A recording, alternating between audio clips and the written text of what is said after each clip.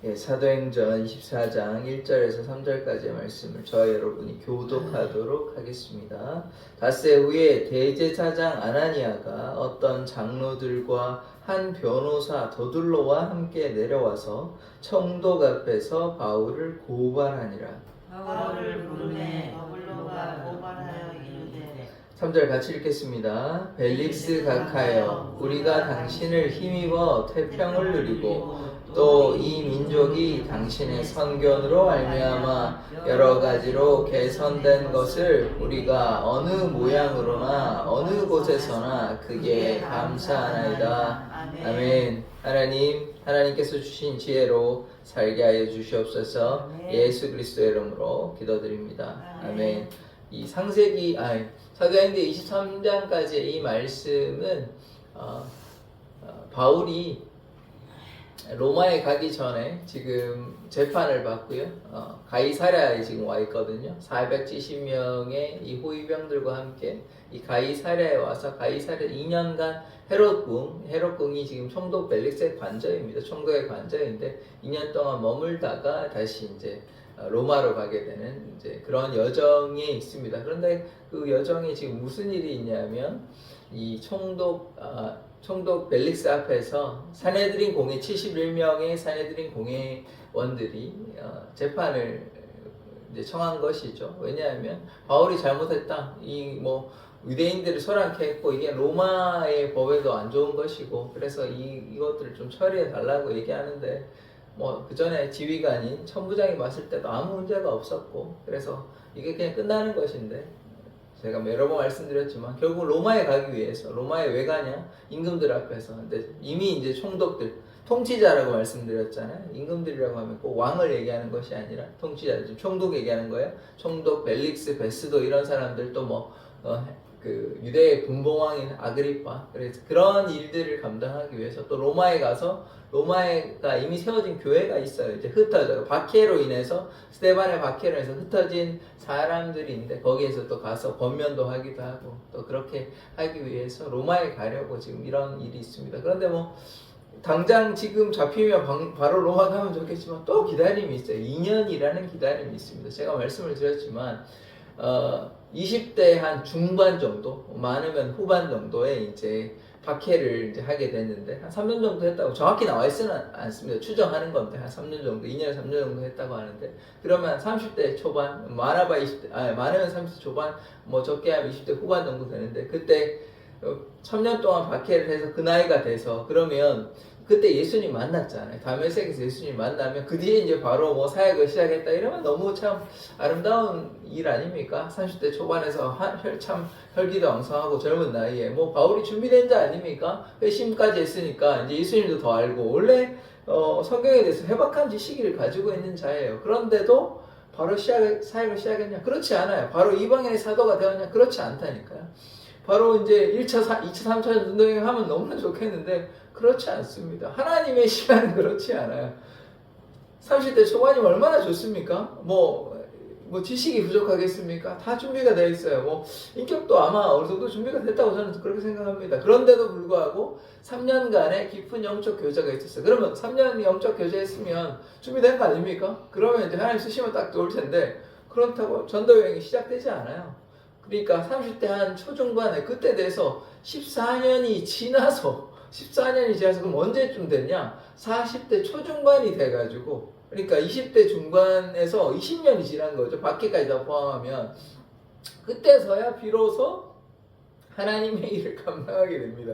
그러니까 우리가 그런 거를 생각 안 하고 그냥 바울이 복음 전도했다고 생각하지 우리가 이제 자세히 보면요. 이런 17년의 기다림, 거의 20년의 기다림이 있었습니다. 그리고 전도여행이 시작되는 거예요. 그리고 전도여행 갔다 와서 지금 또 가서 이제 잡혀가지고 이제 결국은 로마에 가는데 그때도 또 2년의 기다림이 있는 것입니다. 그러니까 우리가 기다림으로만 생각하고 시간의 개념으로만 생각하면 바울은 그렇지 않았겠지만 우리가 이제 옆에서 객관적인 간접적인 눈으로 이렇게 바라보면 바울의 삶이 그냥 거저된 것 같지만 그렇지 않다니까요. 회심한 이후에도 시간이 걸렸고 또 지금도 이게 잡히면 바로 로마에 가면 좋잖아요. 또 그것도 아니에요. 2년 동안 또 그 해력공에서 가택연금을 하고 그 뒤에 결국 로마에 가게 되는데, 또 로마에 가는 것도 나중에 보겠지만 그냥 배 타고 수월하게 가는 거 아니에요. 뭐 배가 파손당하고 또 이제 바울이 또 죽을 위기에 있고 뭐 큰 문제는 없었지만 배고픔도 있고 여러 또 이런 문제가 있습니다. 그러니까 제가 이 무슨 얘기를 하려고 하냐면, 하나님께서 바울을 사용하신 것 아닙니까? 이거 누가 봐도 하나님께서 사용하신 것 같잖아요. 바울이 지금 욕심을 부렸습니까? 바울이 뭘 잘못했어요? 바울이 뭐 자기가 욕심을 부려가지고 죄를 뭐 범해가지고 뭐 돈을 뭐 이렇게 탐했습니까? 그런 거 하나도 없어요. 그런 거 하나도 없는데도 불구하고 어떤 일이 있었냐? 순조롭게 진행되는 일이 없습니다. 뭐 여기 있어도 또 2년 기다려야 되고 로마 가는 것도 또 힘들고, 그러니까 여러 가지 어려움이 있었다는 것이에요. 그런데 바울은 뭐 불평하냐? 원망하냐? 그렇지 않습니다. 감사로 나아가는 것이에요. 그러니까 이것이 우리에게 말하는 바, 시사하는 바는 무엇이냐면, 우리가 뭐 하나님을 향해 믿음으로 나아가도 때로는 어려움이 있다. 그런데 그 가운데서 우리가 꼭 기억해야 되는 것은 무엇이냐면, 바울이 혼자였냐? 그렇지 않습니다. 성령께서, 하나님께서 바울과 함께 했다는 것이 중요한 것이에요. 그러니까 우리가 지금 겉으로 보이기에는 기다려야 되고 고난이 있고 아픔이 있고 하지만, 바울의 마음 가운데, 바울의 마음 안에는 뭐가 있었냐? 평안이 있었다는 것입니다. 평안은 우리가 다른 말로 얘기하면 우리가 감정적으로 기분이 이제 좋다, 그냥 뭐 괜찮다, 이런 게 아니에요. 그 영적인 의미는 무엇이냐면, 하나님께서 함께 하신다, 이 말이에요. 평안은 우리가 그냥 마음이 그냥 평화롭다 이런 뜻이 아니고, 그것도 맞는데 그거는 이제 그냥 우리가 감정적인 기분에 그런 관한 얘기고, 하나님께서 주시는 평안은 뭐냐면 하나님께서 우리와 함께 계신다, 이 말인 거예요. 평안이라는 말은 하나님께서 함께. 그러니까 바울이 지금 그러한 상태라는 것입니다. 바울 가운데, 바울의 마음 가운데 뭐가 있었습니까? 하나님 주시는 평안, 그러니까 하나님께서 함께 하셨다, 이것이 성도의 생활인 것입니다. 그래서 그 사역을 지금 감당하기 위해서 지금 감당하고, 때로 이런 일이 있고 저런 일이 있고 기다려야 하고, 17년을 기다리든 뭐 또 3년을 기다리든 2년을 기다리든 그렇게 주님만을 향해서 나아가는 것이에요. 인생은 어떻게 생각하면 기다림의 연속인 것입니다. 오늘 기도했다고 내일 이루어지면 너무나 좋겠죠. 아니면 오늘 지금 기도했을 때 바로 이루어지면 얼마나 좋겠습니까? 그런데 하나님께서 바울을 부르실 때 어떻게 했습니까? 이방인의 사도로 부른다, 임금들 앞에 세운다, 바로 역사가 나타났습니까? 안 나타났죠. 그런데 우리는 결과를 다 알고 있잖아요. 아, 이렇게 시간이 지나서 이렇게 되는구나. 그 중간에 뭐가 있었습니까? 기다림이 있었죠. 하나님의 약속은 있었는데 뭐가 또 필요합니까? 기다림이 있어야 되는 것이에요. 우리 노아 너무 잘 알지 않습니까? 거의 100년 가까이 기다렸지 않습니까? 기다림의 시간이 있는 것이에요. 그래서 우리가 기도했다고 금방금방 이루어지는 것이 아니라, 물론 또 하나님께서 특별하게 또 역사하실 때도 있지만, 지금도 보십시오. 바울이 하나님께 쓰시겠다 약속하셨잖아요. 그런데 금방 쓰셨습니까? 아니죠. 17년의 기다림이 있었다니까. 3년간의 영적인 교제와 14년간의 기다림이 있고, 그 뒤에 결국 전도 여행 1차, 2차, 3차가 시작이 됐다니까요. 그러니까 금방 뭐 하나님의 역사가, 바울이 준비가 또 안 된 것도 아닙니다. 이미 가말리아 문화에서 준비가 됐고 율법에 대해서 깨닫고 또 3년간의 영적 교제를 했으면 이 사람이 많이 온유해지고 겸손해지지 않았겠습니까? 그럼에도 불구하고 왜 하나님께서는 전도 여행을 쓰시지 않느냐, 그렇게 얘기한다면 하나님의 때가 있다는 것이에요. 우리는 그 때를 알 수가 없죠. 제 인간적인 생각에는 30대 때 그 참 인격도 됐겠다, 성경에 대해서 알겠다, 그렇게 생각하시면 너무나 좋을 텐데 그게 하나님의 뜻이 아니라는 것이에요. 40대 초중반 정도 돼야 그때가 하나님께서 주시는 하나님의 때라는 것입니다. 이런 인물들이 한두 명이 아니에요. 모세야 너무 잘 알지 않습니까? 40세 때 이렇게 똑똑할 때, 그때 젊을 때 형기랑 할 때 쓰면 좋을 텐데 80이 돼가지고 힘이 많이 빠지고 자기도 이제 나는 말 잘 못한다 이렇게 얘기할 때, 그때가 하나님이 쓰시는 때예요. 인간적인 눈으로 볼 때는 40세에 쓰는 게 더욱 상식적이고 더욱 합리적이고 그렇게 하면 좋을 텐데 그게 아니라는 것입니다.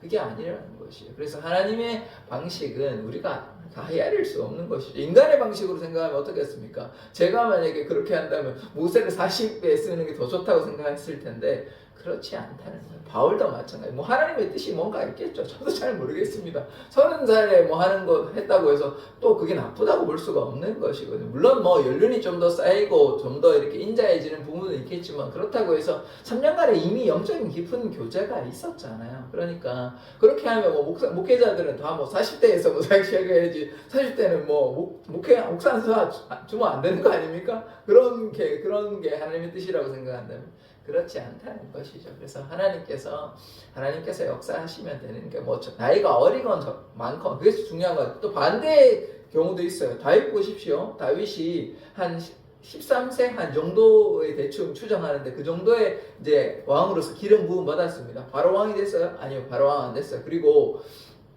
한 10대 중반 정도, 한 16세 정도로 보는데 그때 또 골리앗이라고 싸웠어요.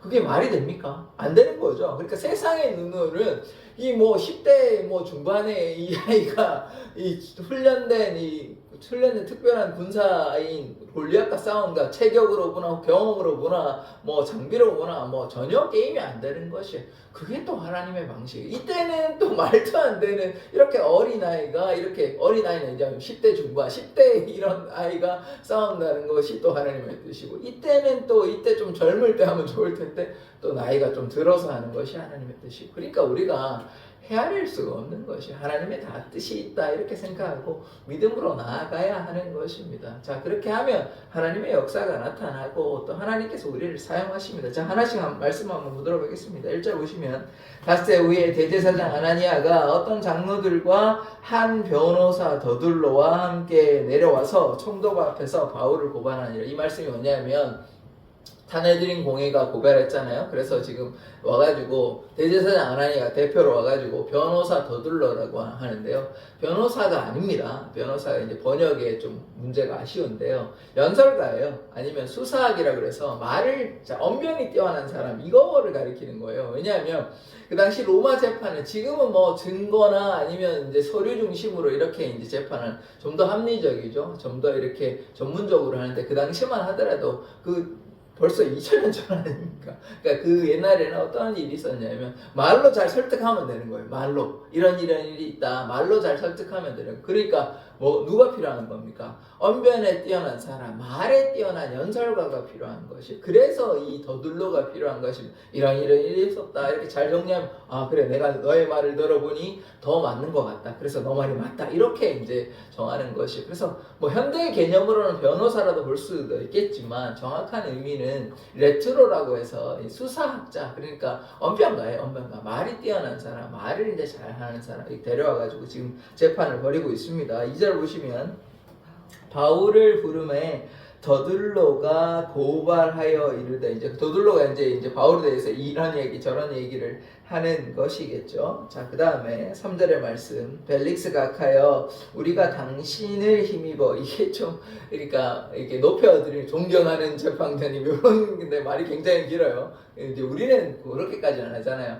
뭐 재판할 때 존경하는 재판장님 이 정도 하면 아마 끝날 겁니다. 근데 지금 말이 길어요. 계속 보시면 우리가 당신을 힘입어 태평을 누리고 평화를 누리고 또 이 민족이 당신의 성경 이제 성경이라면 안목이 미리 보는 건데 안목 정치적인 안목을 가리키는 것이에요. 여기서는 뭐 미리 보는 그런 선지적인 개념이 아닙니다. 우리 정치적 안목 이렇게 어떤 일들이 있었다 이런 거를 이제 미리 파악하는 거죠. 말미암아 여러 가지로 개선된 것을 우리가 어느 모양으로나 어느 곳에서나 크게 감사하나이다. 그래서 이게 지금 뭐냐면 그냥 바울에 관한 것이 전혀 아니에요. 그냥 존경하는 재판장님 이렇게 하는 것처럼 이 말에 뭐 우리 민족 돌보아 주셔서 이렇게 저렇게 해서 감사하다 감사를 표하는 것입니다. 이제 오늘 말씀에서 이제 좀 기억해야 되는 것은 무엇이냐면 이 세상 사람들과 우리 이제 하나님을 믿는 사람들을 좀 구별해서 보았으면 좋겠습니다. 제가 작년에 뭐 한두 번 얘기했던 것 같은데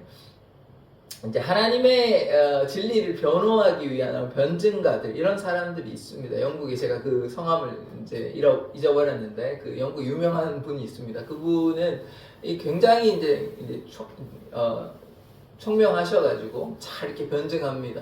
그래서 제가 이 얘기를 왜 하냐면 세상의 사람들은 신을 인정하지 않잖아요. 신을 인정하지 않아요. 하나님을 인정하지 않아요. 그러니까 뭐 하나님이 계시냐? 그거 자연적으로 이렇게 발생이 된 거지. 이런 것들을 말 때 그렇지 않다. 근데 거기에 대항해서 또 하나님의 사람이 있지 않습니까? 믿음의 사람이 있는데 그냥 믿음으로만 얘기하는 것이 아니라 물론 그것이 바울이 얘기했다시피 세상의 언변, 뭐 세상의 지혜보다 하나님의 말씀으로 얘기하는 것이 필요하지만 그러나 또 자신의 생각들 또 하나님의 이 진리의 말씀을 잘 정리해서 또 그렇게 하는 사람들도 어느 정도 필요하기 때문에 그래서 이 두 사람의 대립을 보게 되는 것입니다. 그래서 누가 우리가 이기냐? 하나님의 뜻이 이기는 것이죠. 언뜻 우리가 세상의 눈으로 보기에는 뭐 하나님의 없다. 뭐 그렇게 안 믿으니까요. 안 믿으니까 어떡하겠습니까? 그래서 우리가 이제 오늘도 보시면 이 더둘로라는 세상적인 물론 이게 세상적이라고 꼭 볼 수는 없지만 우리가 상징적으로 의미를 보자면 세상의 사람과 세상의 변호사와 또 하나님을 믿는 사람과 이렇게 서로 언쟁을 하고 토론을 하고 이렇게 다투게 되는데 하나님의 뜻이 맞다는 것을 우리가 꼭 기억해야 하는 것입니다. 그럴듯해 보여요. 말을 너무나 잘하니까. 이 세상의 사람도 그럴듯해 보입니다. 그런데 우리가 진리에 대해서는 절대로 타협하지 않고 우리가 믿음으로 나아가야 하는 것입니다.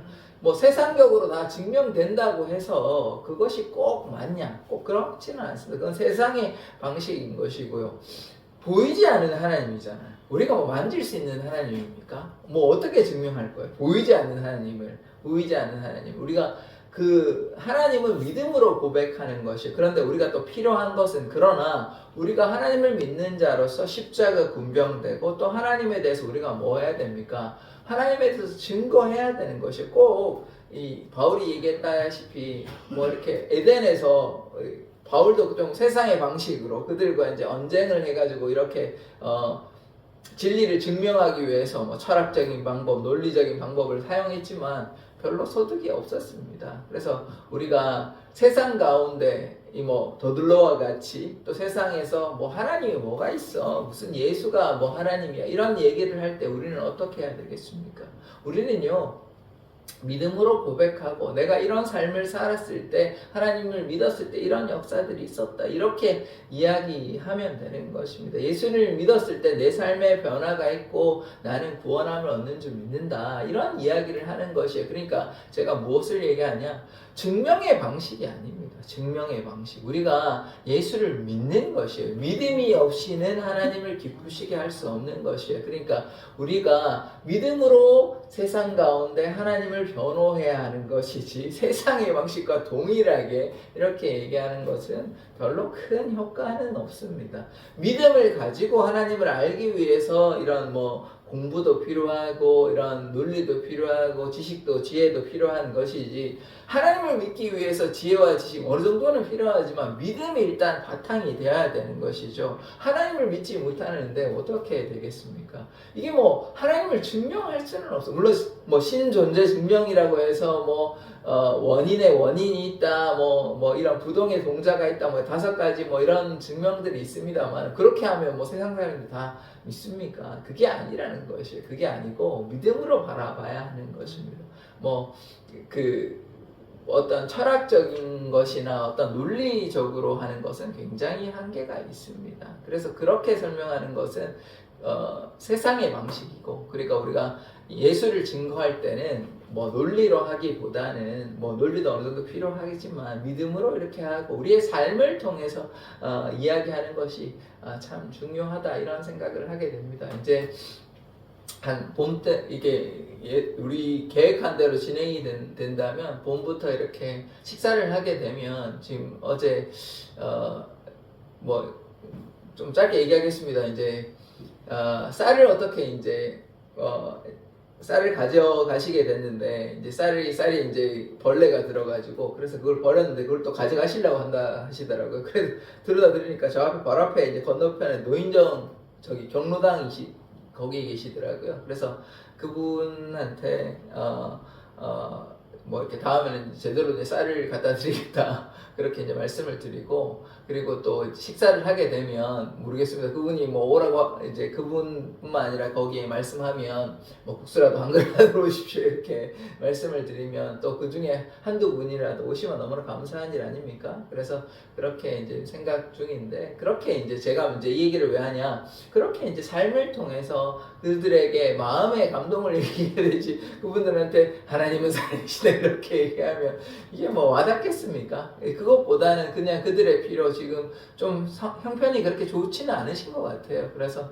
그 이제 벌레가 들어있는 것도 이제 씻어가지고 떡을 만들어 드신다고 얘기하시더라고요. 그래서 그런 거 보면, 그래서 이게 하나님의 마음인가 싶기도 하고, 그래서 그렇게 우리가 뭐 논리, 세상의 방식, 뭐 말로 이렇게 하는 것보다는 이렇게 믿음으로 세상 가운데 하나님을 변호하기를 원합니다. 그렇게 하면 그분들이 뭐 한두 분이라도 그렇게 이제 우리가 이제 3월달, 4월달부터 이렇게 하면 국수 좀 드시러 오시면 그게 전도예요. 그게 딴 게 전도가 아니고. 그런데 이렇게 뭐 우리가 뭐 잘 알지 않습니까? 세상 요즘 2025년도에 이제 물티슈 우리도 했지만 그렇게 나눠줘가지고 그렇게 효과가 크게는 없습니다. 뭐 예수를 뭐 전하는 데만 있는 것이지, 뭐 그것도 하긴 해야 되겠지만, 그래서 우리가 뭘 어떻게 해야 되냐, 세상 가운데 우리가 세상의 방식으로 하는 것이 아니라 예수를 믿음으로 예수의 사랑을 증거하는, 그것이 이 세상 가운데서 우리가 하나님을 따라가는 자로서 그렇게 하는 것이 하나님의 뜻 가운데 거하는 것임을 믿습니다. 더들로와 같이 세상의 사람들은 하나님이 없다 얘기하지만 우리는 하나님 믿는 사람 아닙니까? 하나님 믿는 자는 세상의 방식으로 네가 이런 얘기하지만 나 이렇다, 그것도 하나의 방식일 수 있겠지만 또 그것보다는 우리의 삶을 통하여 그들의 필요를 채워주고 하나님의 사랑을 나누어 주는 것, 그것이 하나님의 사랑을 증거하는 방식입니다. 예수님께서요, 이 땅에 물론 진리의 말씀도 많이 전하셨지만 예수님 뭐 하셨습니까? 질병을 치료하여 주셨어요.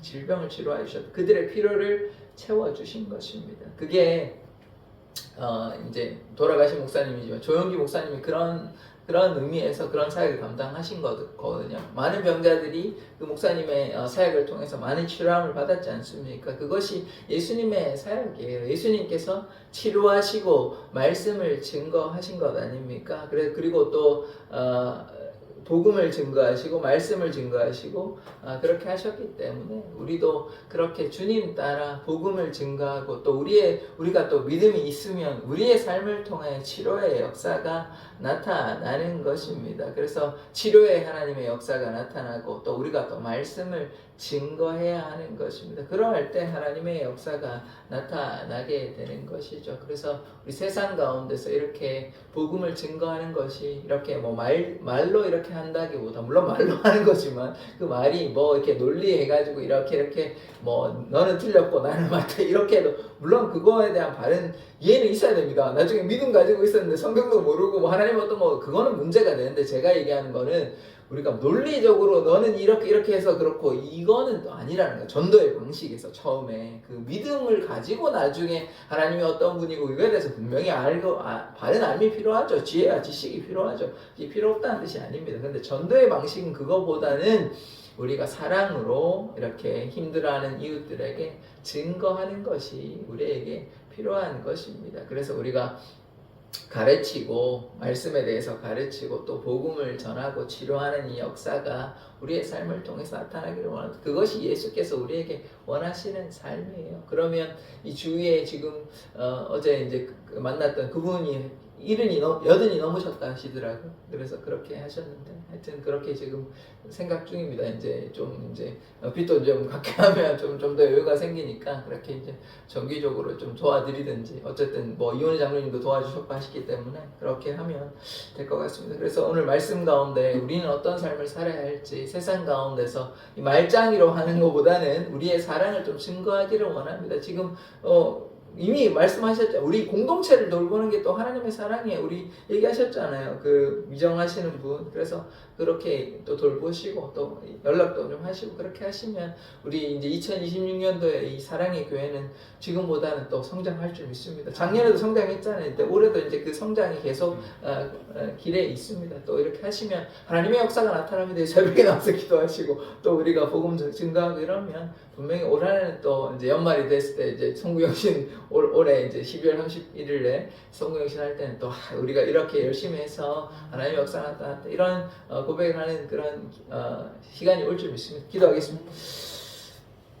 하나님, 오늘 우리 가운데 함께하여 주셔서 인도하여 주시기를 원합니다. 오늘 변호사 더둘로가 세상의 말로 그렇게 이야기하지만 그러나 우리는 하나님의 그 사랑을 증거하는 자 되게 하여 주시옵소서. 주위에 힘들고 가난하고 아픈 자들이 있습니다. 예수님의 그 사랑으로 그들에게 하나님의 그 사랑을 증거할 때 그들의 삶의 변화가 되고 예수를 믿어 구원받는 역사가 나타날 줄 믿습니다. 예수 그리스도의 이름으로 기도드립니다. 아멘.